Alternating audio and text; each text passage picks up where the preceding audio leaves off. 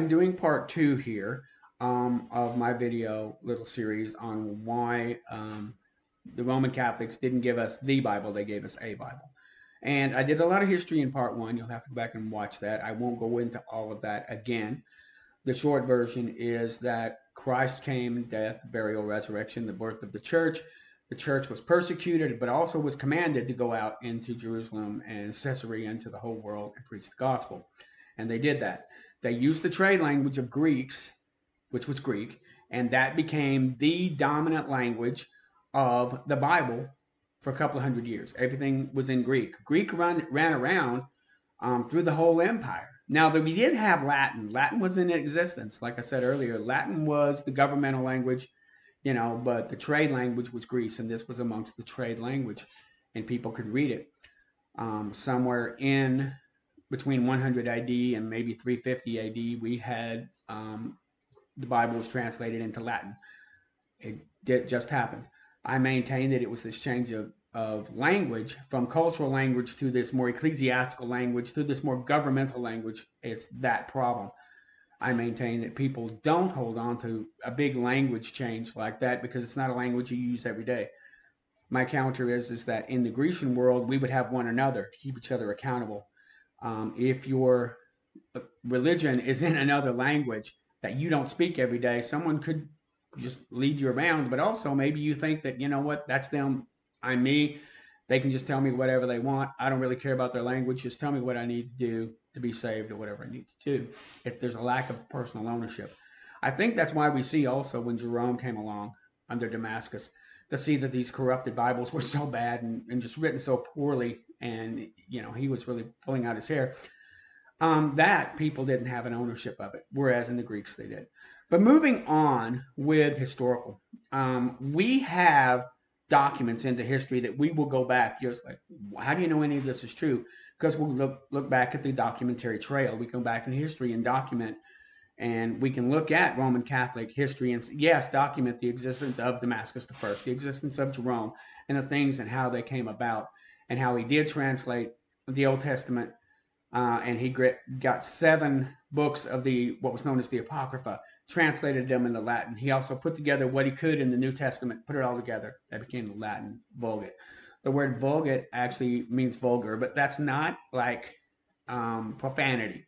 It means they're actually trying to make we're making a common Bible, guys.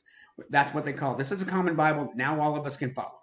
In a sense, that's a good idea because that's kind of what King James did, create a common Bible that the English people could follow. But I'm getting ahead of myself. In that book of Norm Geisler's, he talks about text types, like we talked about. He also talks about when we go back in history and look at these groups of documents, we put them into 4 categories. And I won't spend a lot of time on this. You can read about it. We have the Homo Legumina. This is the group that's just accepted. These are accepted. These are foundational. These no one questioned. I mean, if I were talking about the 5 books of Moses, nobody questions those. Not on the planet. The 5 books of Moses are static. If you were talking about any Christians on the planet, the 4 Gospels are static. That's it. We might talk about the wordings. The fact that Matthew, Mark, Luke, and John are the Gospels. That Genesis, Exodus, Leviticus, Numbers, Deuteronomy. And that's what's created canon. Canon means a rule of law. Something that's the same. We had the Old Testament. And then as they added history, they started expanding the canon. And then as they add poetry, they expanded the canon. And later on, they added more history and then more major and minor prophets. And then, the Jews stopped and the canon stopped. And then the Christians picked up the game. They had 4 Gospels, and they added the histories, which is Acts. They added the Pauline letters. They added some letters from Peter and John and James and Jude. They added Hebrews, Revelation. It's all established as canon. If you don't meet that criteria, you don't become canon. It's like saying anybody who makes an 80 can't play baseball because you failed the math test. If you make under an 80, you can't play baseball. Well, guess what? That's canon. Anything above 80 gets to play baseball. Anybody who made less than 80 can't play baseball. That's the idea of canon. It has to meet a certain criteria to be considered canon. We just don't throw any book in as canon. Canon is different than, and I'm going to say this, than the word Bible. This is something that I was talking with a relative, and they had a hard time grasping the idea that our Bible used to be called the Holy Bible. Used to be called the Holy Bible. Now it's known as the Bible. Okay. But the word Bible actually short for bibliography. In other words, if I grab a group of books, any group of books or manuscripts, and say, this is archaeology, this is medical, this is science, this is nature, then those are all known as Bibles. Bible is just a group. Now, the Holy Bible is God's Word. So we kind of dropped the holy out of it. We really need to put it back to be clear. So when I say, when I talk about the Bible, later on I'm going to talk about the Apocrypha was its own Bible. It was its own grouping. When you look at I'll talk about the Septuagint. The Septuagint was a group. It was its own Bible. Now, whether they belong in the Holy Bible is one thing that we will discuss. But to be fair, looking at all these documents that people had to go through to create either Bible, either the Grecian Bible or the Latin Bible, these guys talk about it, and I'll bring them back up again, that there was 4 groupings that came up. There was Homologumena. These were the accepted, like I said. Everything that equaled the 5 books of the Torah, everything that equaled the 4 Gospels was considered canon. The others were not. You had pseudepigrapha, which were the ones they knew were false. They had establishing, at the time of the growth of the nation of Israel and at the time of Christ, you had everybody writing books. You had everybody wanting a piece of that pie. I remember, and I'm old enough to remember when Elvis died, and everybody wanted a piece of pie. Everybody's writing a book. Everybody's trying to give an idea, or, I once saw him from, 10 miles away in binoculars, and I want to tell you what, everybody wanted a piece of that change. Same things happen with these documents. They're not all proven. So you had false documents. This book is a good read. I didn't quite finish it. I was kind of still in the middle somewhere. By Josephus. He has in here, it's called Antiquities. And there's also the Book of the War of the Jews, talking about the fall of Jerusalem by an eyewitness, which was Josephus himself. When you look at the beginning of the Book of the War of the Jews, you see where Josephus didn't want to write the book, but the people around him were saying, there's so many poor historians out here. They're not writing this correctly. We need someone we can trust to give accurate history of this.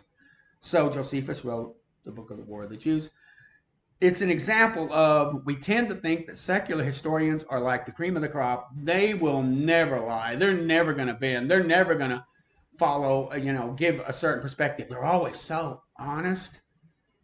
Not even secular historians trust all secular historians.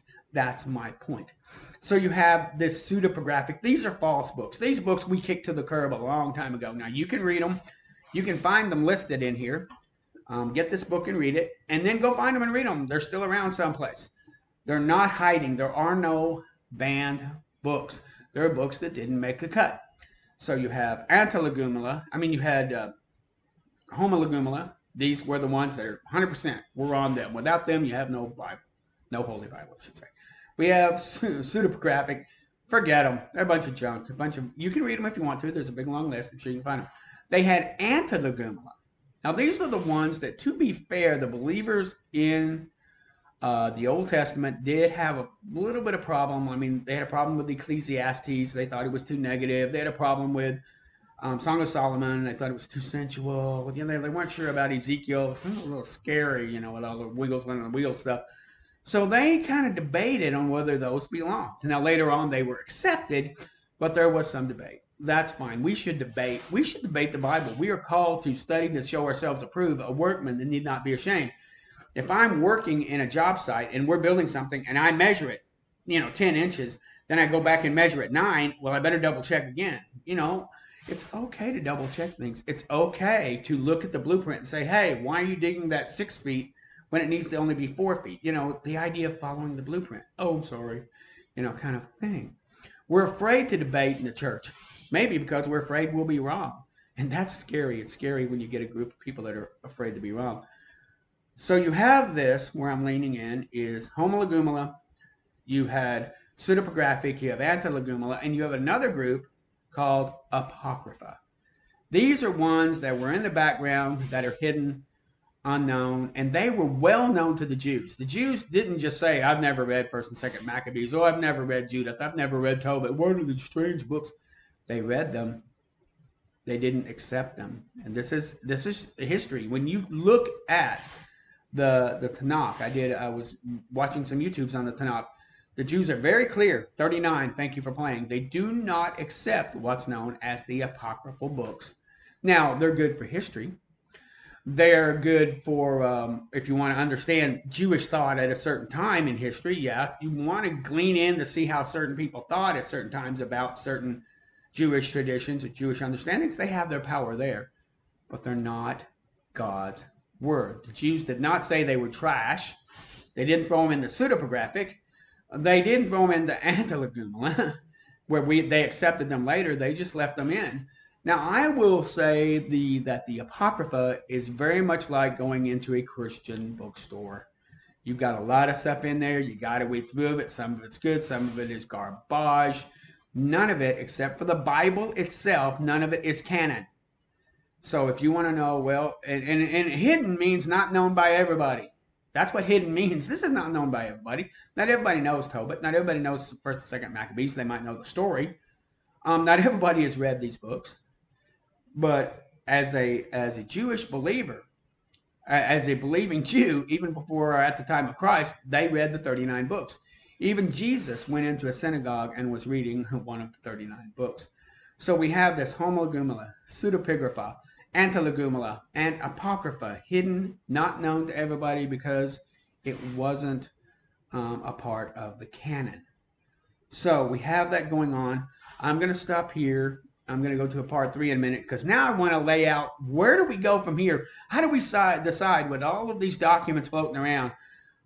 What does this mean now to the concept of the Latin Church with its book and the Grecian Church with its Bible, and which one is which one's got the most power, which one's got the most strength?